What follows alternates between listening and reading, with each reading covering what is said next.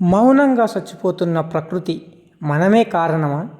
ఇది ఒక గ్రామం కాదు, ఇది ఒక హెచ్చరిక.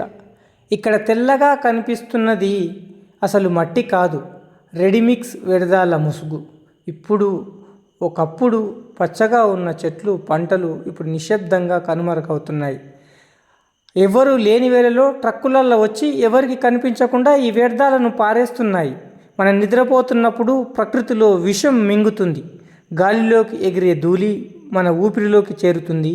నేలలో కలిసే రసాయనాలు భూగర్భ జలాలను కలుషితం చేస్తున్నాయి. పంటలు పెరగక రైతు కళ్ళల్లో ఆందోళన పెరుగుతుంది. ఇది కేవలం కాలుష్యం కాదు, ఇది మన పిల్లల భవిష్యత్తుపై దాడి. ఇది మన ఆరోగ్యంపై మెల్లమెల్లగా వస్తున్న ప్రమాదం. అందరూ చూస్తున్నారు కానీ ఎవరు మాట్లాడడం లేదు.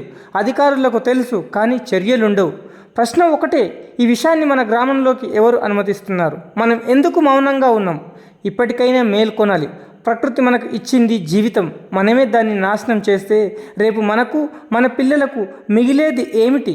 ఇప్పుడైనా ఆగాలి, ఆలోచించాలి. లేదంటే మన అందరికీ అంతిమ హెచ్చరిక త్వరలోనే జారీ అవుతుంది. మహబూబ్నగర్ జిల్లాలోని బైపాస్ పైన రెడీమిక్స్ వ్యర్థాలను తీసుకొచ్చి యథేచ్ఛగా బహిరంగ ప్రదేశాల్లో వేసి వెళ్ళిపోతున్నారు. దానికి నైతిక బాధ్యత ఎవరికి ఉండాలి? ప్రతిదానికి ప్రభుత్వమే చర్య తీసుకోదు. ప్రతి భారతీయ పౌరుడికి నైతిక బాధ్యత, నైతిక హక్కు ఉండాలి. ఇలాంటి వ్యర్థాలను రోడ్డుపైన వేసి వెళ్ళిపోయే బదులు మీరు ఎక్కడైనా గుంతలున్న రోడ్డుపైన వేస్తే అది కొద్దిగా మనం సహాయం చేసినట్లవుతుంది. లేదంటే ఎక్కడైనా సందర్భంలో అవసరం వచ్చిన ప్లేస్లో తీసుకొని వేయాలి. కానీ మీ రోడ్డు మీద వచ్చి ఇలా అడ్డంగా వేసిపోవడం పట్ల ప్రజలు తీవ్ర ఇబ్బందులతో పాటు పర్యావరణం కూడా పాడవుతుంది. ఇక మీదటనన్నా రెడీమిక్స్ ప్లాంట్ యజమానులు దీనిపైన ఆలోచిస్తున్నారని జేసీఎల్ న్యూస్ టీవీ నుంచి విజ్ఞప్తి చేస్తున్నారు.